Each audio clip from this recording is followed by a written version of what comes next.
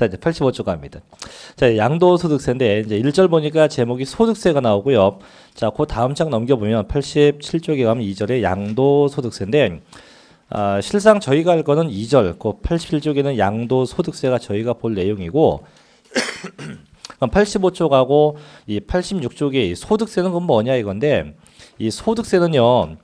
양도소득세를 하기 위해서 일단 이 소득세가 무엇인지 이 소득세에 대한 기본적인 정의를 담고 있는 겁니다. 그래서 시험하고는 큰 관계가 없는 거니까 그냥 편하게 보면 돼요. 그래서 양도소득세를 하기에 앞서서 이 소득세가 뭔지 그 내용을 먼저 보는 거예요. 자, 일단 소득세는 결론이 이거예요. 결국은 개인, 저희 같은 개인의 이런 개인의 소득에 대해서 과세하자. 이게 소득세입니다. 그럼 저희가 안 배우는 거지만 그럼 법인의 소득에 대해서 걷는 건 무슨 세일까요? 법인의 소득. 그건 법인세입니다. 그래서 개인의 소득은 소득세고. 그럼 소득이 대체 어떤 게 있냐 이건데 그 책에 있을 건데요. 소득은 크게 세 가지가 있어요. 첫째는 종합소득이 있고 두 번째는 퇴직금 타는 퇴직소득이 있고 세 번째 부동산 양도하는 양도소득 세 가지고 이 중에서 저희는 요거 양도소득만 저희가 공부를 합니다.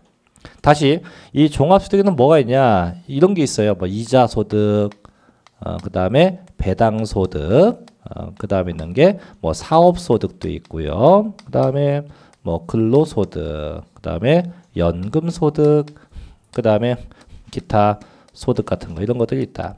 그럼 이제 이자소득이라고 하는 것은 이자 말 그대로 은행에 거액을 예치해서 면이자가 뭐 꽤 많은 경우, 그다음 배당소득은 주식을 갖고 있을 때 12월 말까지 주식을 갖고 있으면 내년 초에 배당이 나와요. 그 배당소득. 그다음 사업소득은 사업하는 분들, 근로소득은 월급 타는 거, 연금소득은 연금 알죠? 뭔지? 연금. 그다음에 기타소득은 제가 제일 좋아하는 겁니다. 복권소득. 그래서 이런 것들인데, 그럼 어떻게 과세하냐? 이 소득은요. 이 종합소득은 이자소득부터 요 기타까지 다 합쳐서 한꺼번에 세금을 과세합니다. 그래서 이걸 보고 저희가 뭐라 하냐면 종합과세한다고 얘기해요. 같이 무슨 과세? 종합과세한다라고 하고, 다만 이 퇴직소득하고 저희가 배울 양도소득 이 두 가지는요. 이 두 가지 소득이 공통점이 있어요. 뭐가 있냐면 저 두 소득은요. 공통점이 발생하는 빈도수, 발생 횟수는 되게 작아요. 횟수는 적은데 한번 발생되면 그 금액은 엄청나게 많습니다. 그래서 이 두 개는 그런 특성 때문에 얘하고 합치지 않고 이 소득마다 각각 과세입니다. 각각. 그래서 이렇게 각각 걷는다 해서 얘를 보고 이렇게 불러요. 저희는 분류과세한다라고 합니다. 그래서 소득마다 각각 과세한다 이렇게. 그래서 1번 그래서 소득세 개념은 매년 제1월 1일부터 12월 31일까지 발생된 개인의 소득을 과세 대상으로 하고 소득의 크기별로 부과하는 조세이고 그다음에 국세이며 직접세이다. 두 번째, 과세 소득의 대상인데 그럼 이때 소득은 그럼 어느 정도 범주, 어느 정도 소득까지 과세할 거냐 이건데 보니까 두 가지가 나오죠. 1번이 뭐고요? 순자산 증가설. 2번이 뭐고? 소득 원천설인데 2번부터 얘기할게요.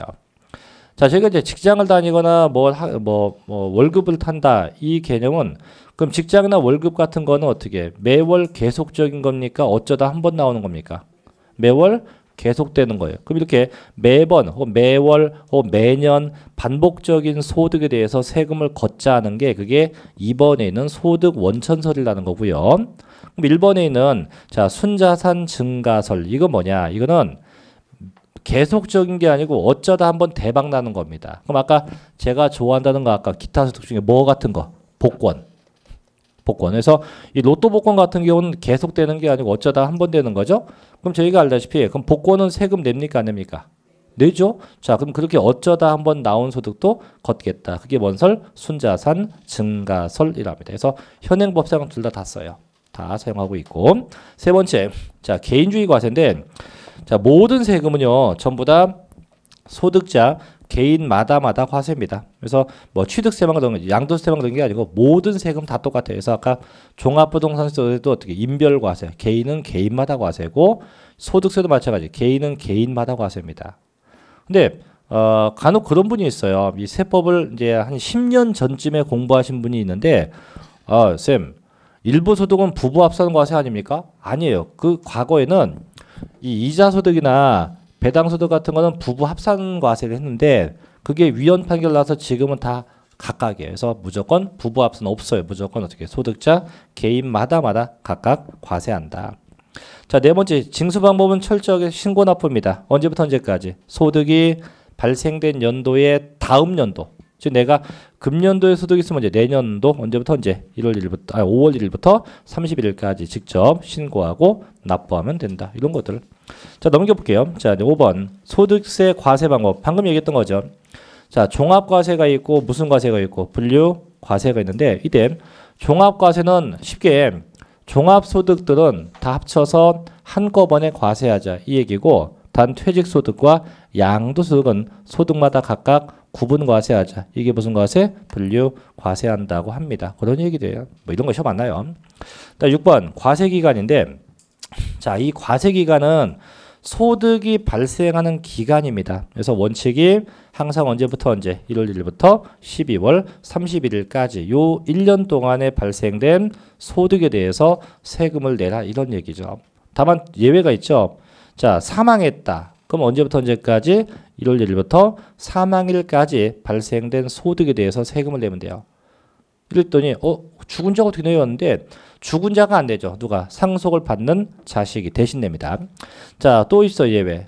거주자가 출국했다. 이민 가는 거지 이민. 그럼 언제부터? 1월 1일부터 이민 갈 때까지 발생된 소득에 대해서만 세금을 부과하자. 그래서 일단 대원칙은 언제부터 언제요? 1월 1일부터 12월 31일까지 발생된 소득에 대해서 과세한다.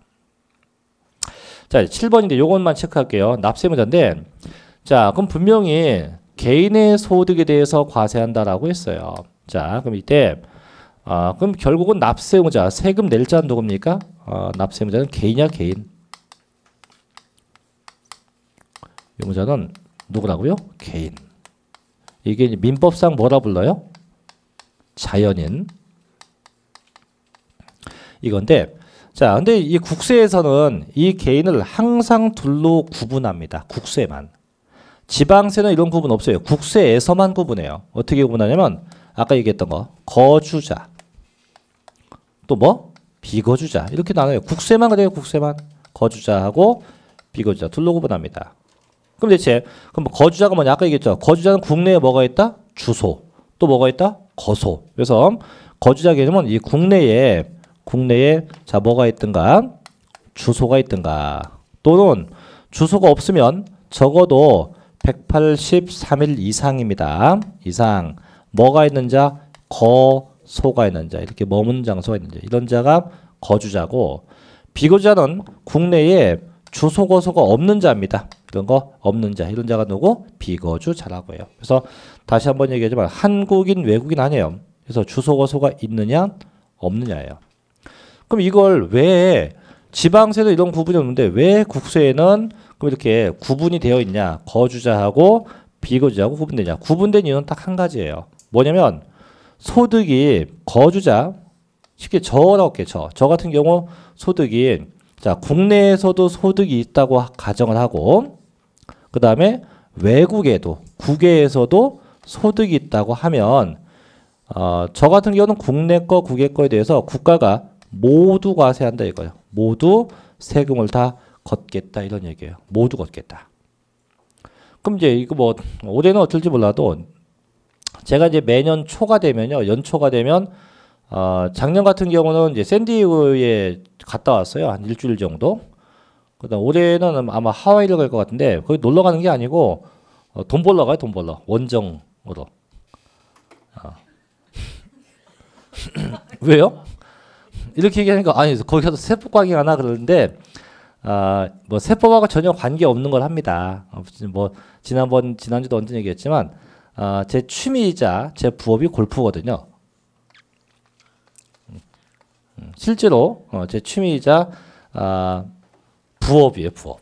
이게 부업이라고 하지. 거기 가면 또 이게 주업인데 그래서 외국에 가서 이제 그 짧은 기간 동안에 원래는 이제 몇 개월 가는 게 원칙인데 계속 못 가니까 그 단기간 동안에만 계약을 맺어갖고 그 단기간 동안에 이제 트레이닝을 하러 가요.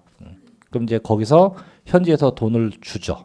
그럼 그거는 제가 국내에서 번 소득이 아니고 어디 국외에서 번 소득이 됩니다. 그럼 그 소득도 대한민국에 와서 뭐하라? 세금을 내라. 그런 얘기입니다. 그런 얘기. 그럼 뭘 가르치냐고요? 멘탈. 제가 멘탈 트레이닝을 좀 합니다. 어쨌든 됐고. 그럼 비거주자. 그럼 대한민국에 주소고서가 없는 자가 어떻게 되냐? 이 경우는 대한민국 내, 국내에서 발생된 소득에 대해서만 세금을 걷자 해서 모두 걷는 게 아니고 이렇게 일부만 세금을 걷겠다. 즉 세금 과세상 차등을 둔다는 얘기예요. 차등을 둔다. 그래서 위에 거는 국내 국외 모두가 된다 해서 이렇게 불러요. 뭐라고 부른다? 무제한 납세 의무자라고 부르고요. 밑에 건 뭐라 부른다? 밑에 거는 제한 납세 의무자. 이렇게 해서 각각의 명칭을 하는 겁니다. 결국은 어느 정도 소득까지 과세할 건지 차등 과세가 주된 목적이었다고 보시면 됩니다. 그래서 이제 보면 밑에 개인에서 거주자 나와 있죠? 무제한 납세 의무자입니다. 그래서 국내에 주소를 두거나 혹은 며칠 183일 이상 뭘 둔 자? 거소를 둔 자고 이 경우는 국내 소득, 국외 소득 모두에 대해서 납세 의무가 있다. 자, 두 번째 비거주자입니다. 보니까 제한 납세 의무자죠. 그래서 거주자가 아닌 개인을 말하고 비거주자인 경우 뭐만 국내 원천 소득에 대해서 즉 국내에서 발생된 소득에 대해서만 납세 의무가 있다라고 하죠. 결국은 어느 정도 소득의 차등을 두기 위해서 이 차등을 두기 위해서 거주자하고 비거주자하고 구분되어 있다라고만 생각하시면 되죠. 두 번째 이제 법인격 없는 단체인데 얘도 소득세를 내요. 근데 아까 제가 법인은 무슨 세를 낸다고요? 법인세야. 근데 지금 제목을 보니까 법인 아닌 단체예요. 그 원래 얘가 법인이었으면 당연히 내요. 뭘 냅니까? 법인세를 내겠죠. 근데 지금은 법인이 아니야. 아니면 세법상은 한 명의 사람, 인간으로 본다는 얘기예요. 인간으로 본다. 그럼 얘는 인간으로 봐서 뭘 부과하겠다? 소득세를 부과한다는 얘기죠. 그럼 대표적인 게 뭐가 있냐면 거기 안 써있는데 학교 동창회. 또 동문회. 가끔 그런 거 있죠. 동문 혹은 뭐 종중. 예를 들면은 이제 모 대학교 연세대학교 하면 연세대학교 총동문회가 있고 그 총동문회에서 서울 모처에 빌딩 있는 거 알죠? 그게 연세대학교 동문회 빌딩인데 그럼 그 빌딩은 특정 개인 게 아니에요. 그 연세대학교 동문들이 돈을 모아서 취득한 빌딩입니다. 근데 그 빌딩을 다 동문회가 쓰냐? 아니에요. 한 층인가 두 층밖에 안 쓰고 나머지는 다 임대해 줘요. 그 임대소득이 발생할 거 아니에요. 그죠? 그럼 그 임대소득은 누가 내냐? 그 동문회가 내긴 내지만 그건 뭐로 본다? 한 명, 회사가 아니니까 한 명의 개인으로 봐서 뭘 부과하겠다? 소득세를 부과한다는 얘기입니다. 그래서 그렇게 거기에 이제 법인격 없는 단체라고만 알아두시면 돼요. 자, 이제 8번 납세지인데 옆에 쓰면 돼요. 종합부동산세와 같다. 왜? 종합부동산세도 국세고요. 소득세도 국세고. 아까 그런 얘기했죠. 소득세하고 종합부동산세가 둘 다 국세니까 납세지는 같다. 그래서 보니까 거주자 여기 있잖아. 얘는 주소나 거소가 있으니까 어디 세무서? 주소지 세무서. 혹은 어디 세무서? 거소지 세무서. 자, 비거주자 주소 거소 없어요. 어디 세무서? 얘는 국내 사업장 소재지 세무서. 그나마 국내 사업장이 없다. 그럼 어디에? 국내 원천 소득이 발생한 장소에 세무서가 돼요. 근데 중요한 건 항상 누구만 생각하면 됩니까? 거주자만 생각하면 되지 비거주자까지 크게 볼 이유는 없습니다. 자, 그래서 여기까지가 이제 소득세 기본 내용은 되게 쉽죠. 자, 이제 큰 2절 갑니다. 양도 소득세로 가죠.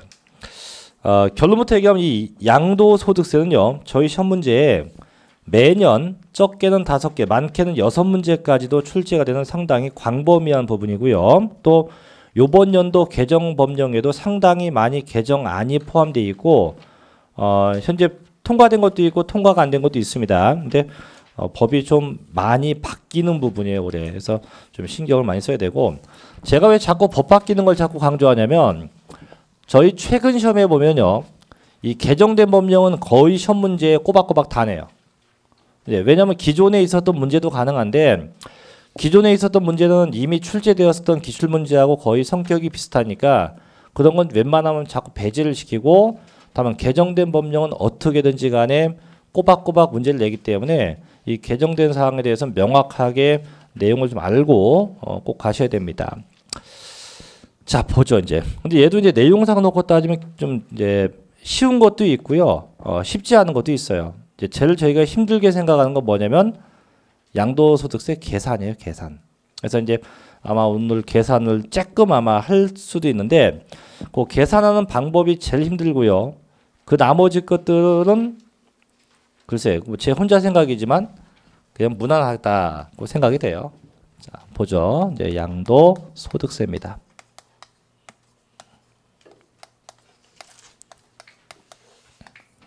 자, 요 세금은 이제 부동산 양도 단계, 부동산의 양도 단계에 대해서 걷는 세금인데, 그럼 이때 양도 소득세의 정의를 보죠. 정의. 대체 이게 뭐냐 이건데, 이런 거죠. 자, 갑씨가 과거에 부동산을 취득했어요. 취득. 얼마에? 1억에 샀다. 요번에 저 부동산 팔았어요. 판 게 양도예요. 판다가 양도입니다. 양도 얼마에 양도했다? 10억에 양도했다. 자, 그럼 문제. 얼마의 이익이 났을까요? 훌륭합니다. 9억. 네, 이거부터 한번 봐보죠. 9억. 그럼 이 발생된 요 이익에 대해서 정부는 세금을 걷겠다고 하는 거예요. 이게 양도소득세 정의예요. 그럼 이 9억을, 자, 이 9억이 힘들게 일해서 발생한 이익이에요. 가만히 발생한 불로소득이에요. 그죠? 얘는 내가 부동산 사서 그냥 가만히 있다가 값이 올라간 거니까 얘는 힘든 이익이 아니야. 불로소득이에요. 그래서 저희 법은 그런 걸 보고 이렇게 불러요. 자본이득이라 합니다. 자본이득. 그래서 자본이득에 대해서 저희가 주식을 투자해서 주식을 팔아서 이익 나는 거 있죠. 그것도 일종의 자본이득입니다. 그래서 이렇게 불로소득, 자본이득에 대해서 걷는 세금. 이게 무슨 세? 양도소득세입니다. 양도소득세. 그럼 그럼 양도는 무슨 뜻? 판다. 이게 처분한다. 자, 처분이 되고 대신 조건이 있어요. 반드시 이익 나야 돼요. 이익이 안 나면 안 됩니다. 이익 나야 되고 이익 났을 때 걷는 세금. 이게 뭔 세? 양도소득세입니다. 그래서 이제 보면 밑에 1번 양도소득세 개념에서 자, 양도소득세는 분류과세 방법에 의한 사회정책적 조세로서 부동산 등의 자산을 보유하던 중 발생한 불로소득적 나와있죠. 뭐 자본, 이득 형성분 어느 시점? 부동산 처분 시점에 발생하는 조세이다. 그래서 자본 이득이고 자, 넘겨보면 이제 특징 나올 건데 자, 이제 1번 국세입니다. 국세고 2번 응익세인데 여기서 응익세는요. 확정된 이익입니다. 재산에 내포된 이익은 재산세나 종합부동산세고 이는 이제 확정된 이익에 대해서 걷는 거고 그다음 아까 얘기했지만 분류과세, 종합소득에 합치지 않고요. 자, 3번 체크합니다. 얘는 계속적 반복적 양도가 아니고 어쩌다가 한번 양도하는 소득에 대해서 세금을 걷어요. 다만 얘가 계속적이고 반복적인 양도였다면 그때는 양도가 아니고 옆에 있어 사업 소득세가 과세가 되고 지금은 어쩌다 한번 양도했을 때만 과세가 된다. 그다음에 4번 종가세고 5번 세율 부분인데 이게 이번에 바뀌어요. 세율 부분은 이번에 통과됐습니다. 바뀌고. 그다음에 신고 납부합니다. 예정 신고도 있고 뭐도 있고 확정 신고도 있다. 그다음에 신고 납부니까 뭐가 있어요? 가산세가 붙겠죠. 그다음에 양도소득세도 자 얘도 분할 납부나 물납이 가능한데 그럼 분할 납부가 뭔지 알고 이제 물납이 뭔지 알죠? 근데 그 옆에 물납 옆에다 써요. 물납 옆에다가 요거는 이제 없어질 현재 계획이에요. 즉 분할 납부는 있는데 현재 개정법령 초안에 보면 이 물납은 안 되는 거로 이제 그래서 그럼 결국 양도세는 앞으로 뭐만 가능하다? 분할 납부는 가능하지만 물납은 이제 없는 이런 형태로 바뀔 것 같아요. 그래서 일단 그렇게 되어 있다. 그런 특성이 있습니다. 자, 세 번째 가죠. 그럼 과세 대상. 그럼 대체 무엇을 양도해야 과세가 되냐 이건데 일단 양도세는요. 이제 보죠. 자, 과세 대상인데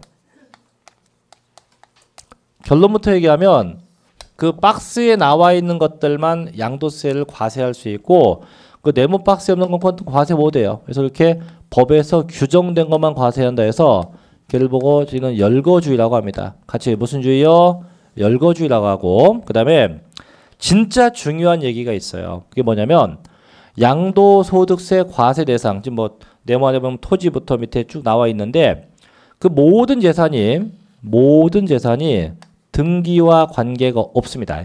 이게 뭐냐면 등기가 돼 있건 안 돼 있건 관계없이 팔아서 이익이 나면 전부 다 세금을 걷겠다는 얘기예요.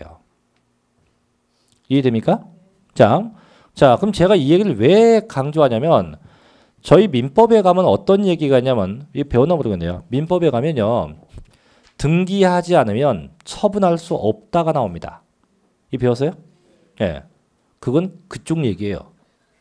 즉 민법은 등기를 안 하면 팔 수 없다고 나와 있는데 세법은 야 무슨 얘기야 등기 안 하고 팔았다고 쳐. 너 이익 났어? 세금 내. 이게 목표예요. 세법은 목적이나 목표가 무조건 뭘 걷는 게 목표야.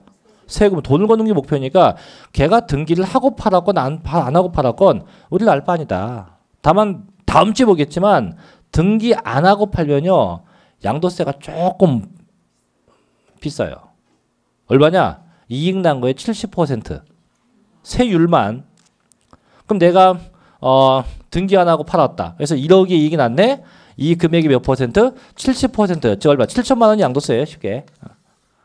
그러니까 등기 안 하고 팔던 그건 네 사정이고 어쨌든 우리는 뭐겠다. 세금만 걷겠다 이거죠. 그래서 등기에 절대 관계 없어요. 그 다음에 또 있어요. 뭐에 관계 없다? 허가도 관계 없어요. 허가 여부도 관계 없어요. 그래서 등기나 허가에 관계 없이 그 네모 안에 있는 걸 처분해서 이익이 나면 무조건 다 세금을 걷겠다라고 하는 겁니다. 이게 과세 대상인데 되게 쉬워요. 첫째 뭐가 나옵니까? 토지. 이제 토지가 뭔지 다 알 테고. 자, 둘째 뭐가 나옵니까? 건물입니다. 이거 명칭이 이제 건축물이 아니에요. 이 지방세는 건축물이라고 하는데 국세는 건물이랍니다. 그래서 토지와 건물일 과세 대상. 이게 시험 안 납니다. 세 번째. 저희 시험에 났던 건 다 3번이 세 번째인데 자, 세 번째 제목 불러봅니다. 뭡니까? 부동산에 관한 권리인데 지금까지 저희 시험에 출제되었던 건 다 이 세 번째 거야. 부동산에 관한 권리가 시험에 다 출제되었어요. 지금까지. 자, 그럼 뭐가 있냐? 보니까 몇 개 있죠. 첫째는 뭐가 나옵니까? 지상권? 네. 지상권이 뭐예요?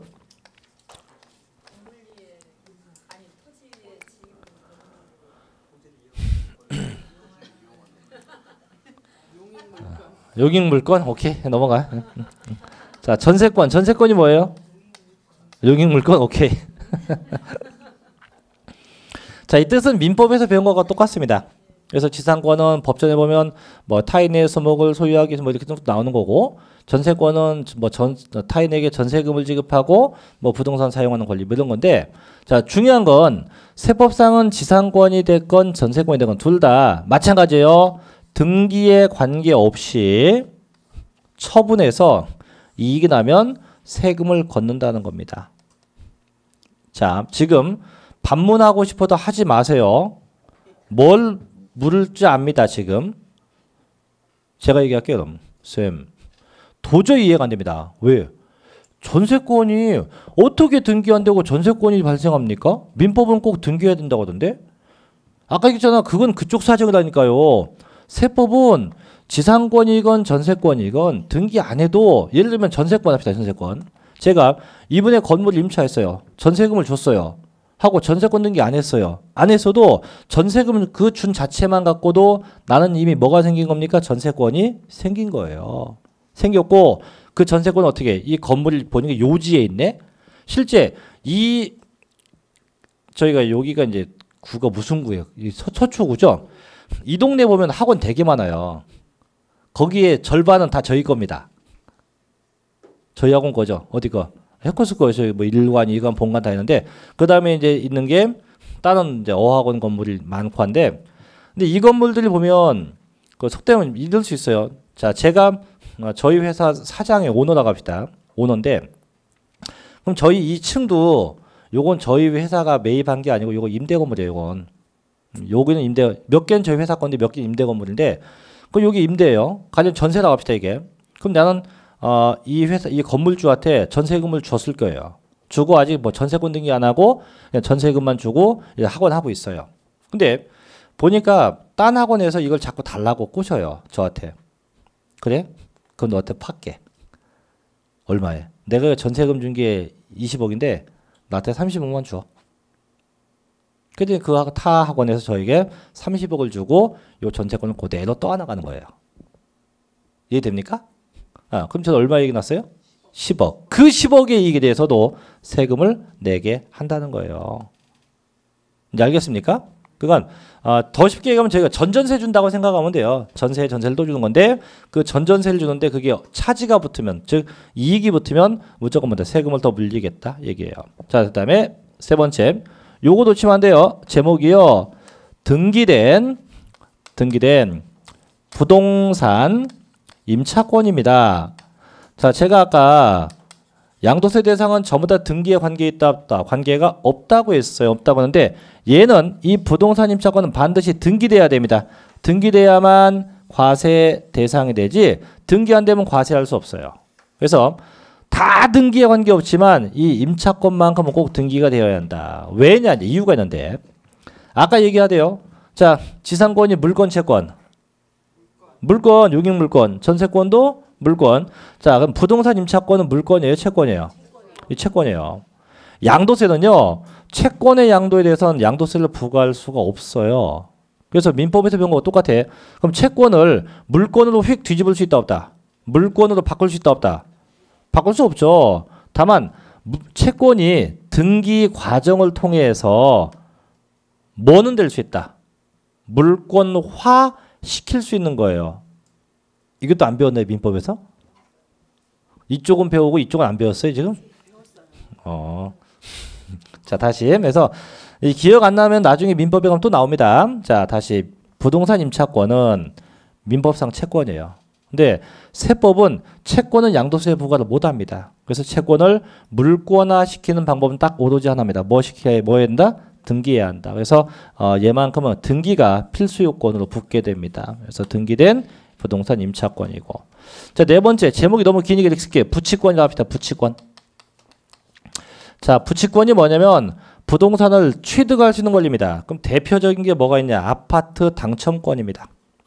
뭐 분양권 쉽게 뭐 분양권이나 당첨권 같은 거에서 분양권, 뭣도 있고 당첨권 이런 것들도 양도에서 이익 나면 세금 걷어올 수 있다 이거죠.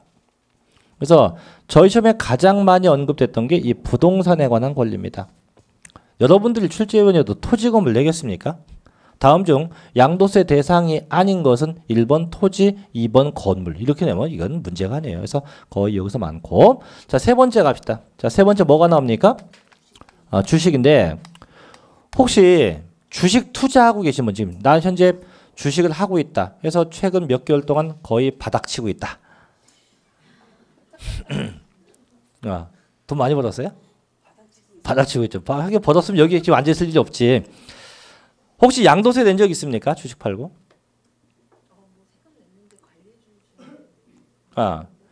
양도세가 아니고요. 그건 이제 증권거래세입니다. 이분이 죄송한데 혹시 집에 가서 확인해봐요. 확인해보고 내가 낸 게 주식 팔고 양도세를 냈으면 내일 여기 계신 분들한테 다 이야기하세요. 나 주식 팔고 낸 세금이 양도소득세다. 꼭 얘기하십시오. 냈으면. 그 얘기를 내일 하면은 여러분 이분하고 친하게 지내세요. 상당히 가까이 지내야 됩니다. 왜냐하면 주식을 팔면요. 대부분이 양도소득세가 없어요. 없어. 뭐 내가 5억 원어치 주식을 사고 판다. 양도세 안 냅니다. 그럼 적어도 어느 정도냐. 최소 그 책에 그게 있나 모르겠네요. 책에 써있네. 89쪽 잠깐 볼래요? 4번에 보면 주식이나 출자지분 양도세 1번 주권상장 법인 주식의 대주주에서 지분율 몇 프로? 2% 또는 얼마? 시가총액 얼마? 50억. 즉 주식을 50원어치 이상 갖고 있는 분들만 양도세를 물린다는 얘기예요. 그럼 죄송합니다. 이분이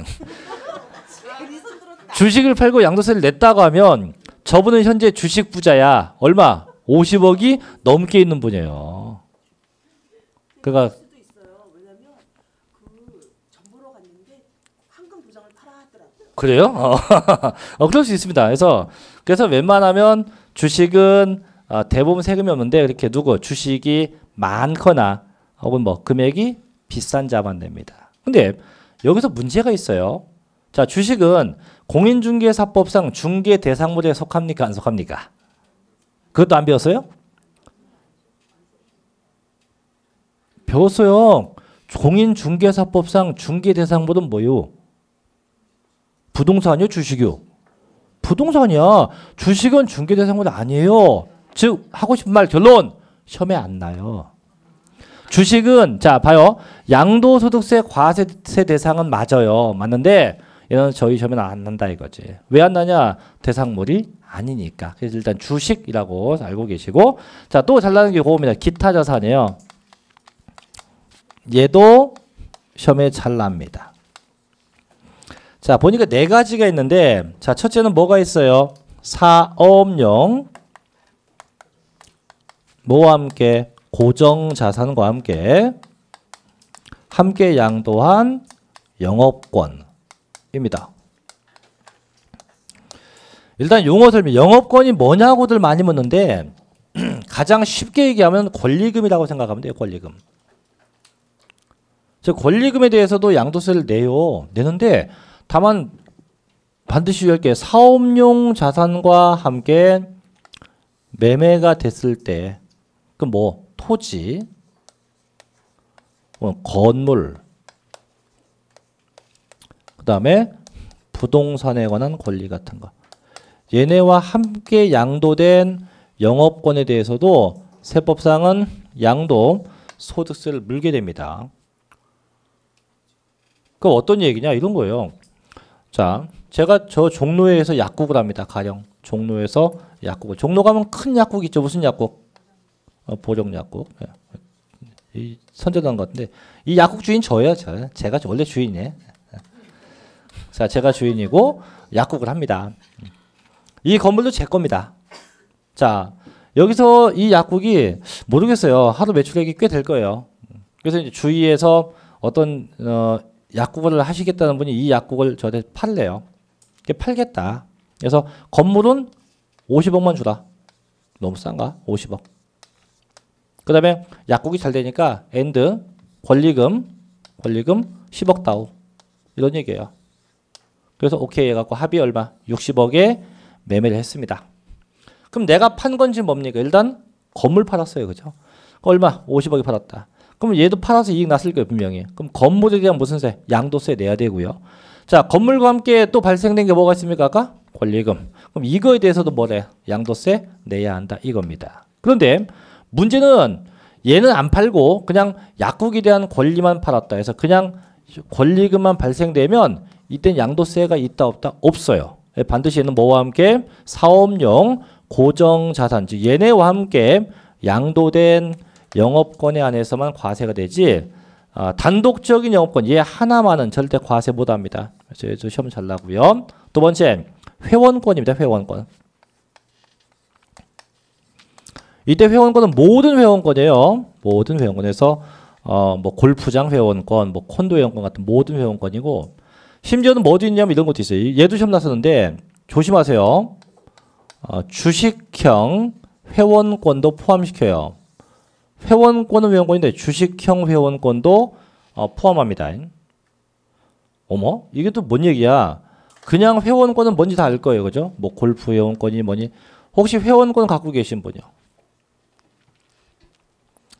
그냥 갖고 있다가 합시다. 자, 그래서 일반 회원권다고 하는데 요건 아마 처음 들을 거예요. 주식형. 이게 뭐냐면 이렇게 한번 얘기를 해줄게요. 제가 이제 참 하고 싶은 게 많은데 이제 빌딩도 사야 될지 약국 해야 될지 자 이제 또 하고 싶은 거 뭐냐면 이런 야산을 하나 사서 이 마지막 이제 소원인데 골프장을 짓는 게 소원이에요.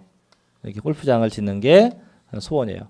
근데 골프장을 지려면 솔직히 돈이 꽤 들거든요. 이게 이제 회원제 골프장을 지려면 뭐 임야 사는 건 둘째 문제고 골프장 공사비만 적어도 한 200억 정도 들 거예요. 200억 정도.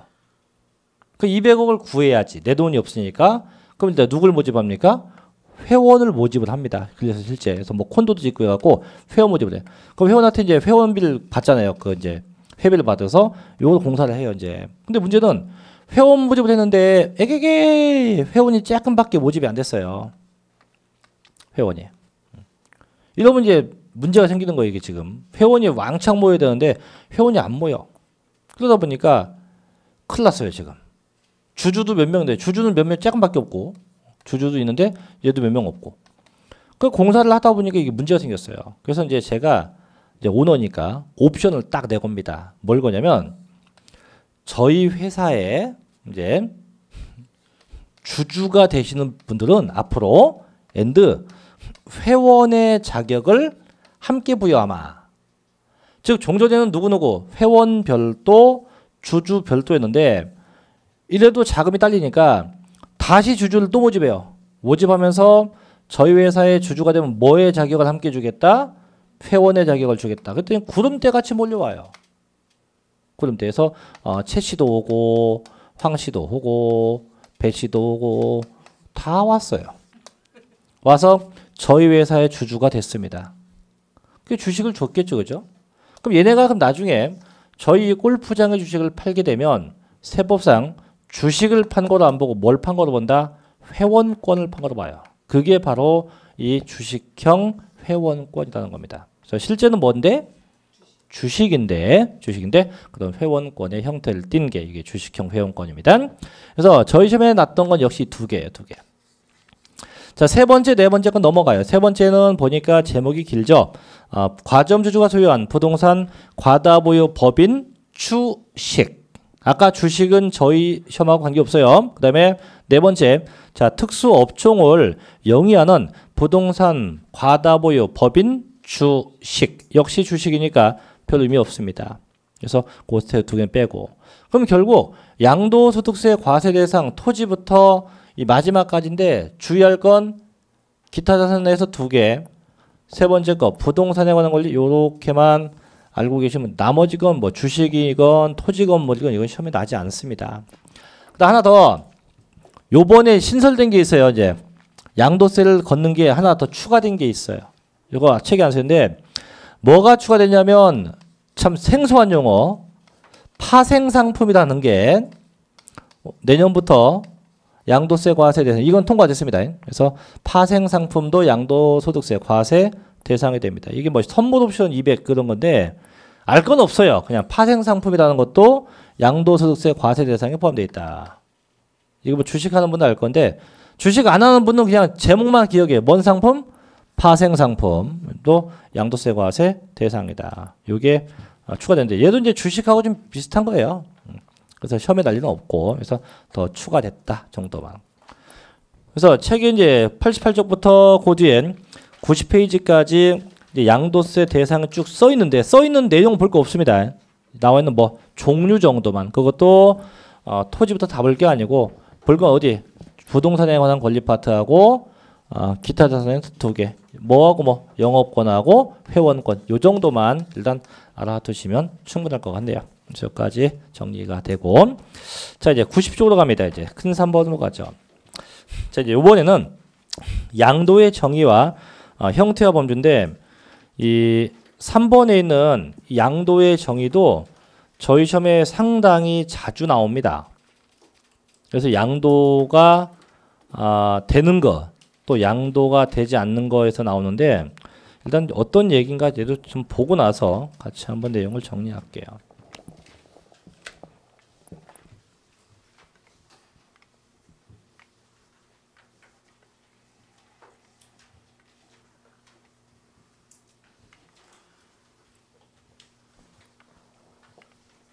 그 다음에 참 12월 30일 날이 저희 종강날이죠. 12월 이번 달 마지막 날이 저희 과목 종강하는 날인데 몇몇 분들께서 아이고 쌤 그날 저 어디 가는데요. 어디 가는 건 본인 사정이고 수업은 계획대로 진행이 될 것 같아요. 될 것 같은데 그랬더니 이제 구름대 같이 지난주에 몰려왔어요. 그러니까 30일 날 신년을 맞이할 준비를 해야지 여기 와서 수업 듣게 생겼냐. 수업하건 말건 안 오겠다. 그래서 이제 지난번에 직원하고 이제 고민했죠. 이게 해야 될지 말아야 될지. 그래서 아직 확정은 안 됐습니다. 그래서 그게 이제 확정이 되면 공지를 할 텐데 웬만하면 안 하는 걸로. 아직 확정 안 됐다니까요. 웬만하면 하지 않는 걸로 할 건데, 그래서 혹시 계획이 있으실 수 있으니까 또 그날 수업 한다고 해도 또 나오시겠습니까? 거의 안 나오지. 다 뭐 해 뜨는 거 보러 가지 뭐. 해 뜨는 건 집에서도 볼 수 있는데 왜 그 멀리까지 갑니까? 그래서 그건 이제 조만간 확정되면 밖에다가 게시해 놓을게요. 자, 이제 90페이지 갑니다. 이제 3번 양도의 의의와 형태와 범주인데요. 자, 아까 봤었던 건 뭐예요? 얘는 양도 소득세의 정의고, 요번엔 양도예요, 양도. 자, 양도가 무슨 뜻일까요? 뭐 한다? 처분한다. 처분. 이게 양도의 정의야. 처분이 양도의 정의입니다.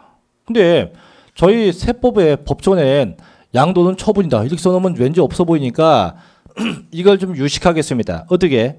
방금 보았던 양도 자산, 그 자산에 대한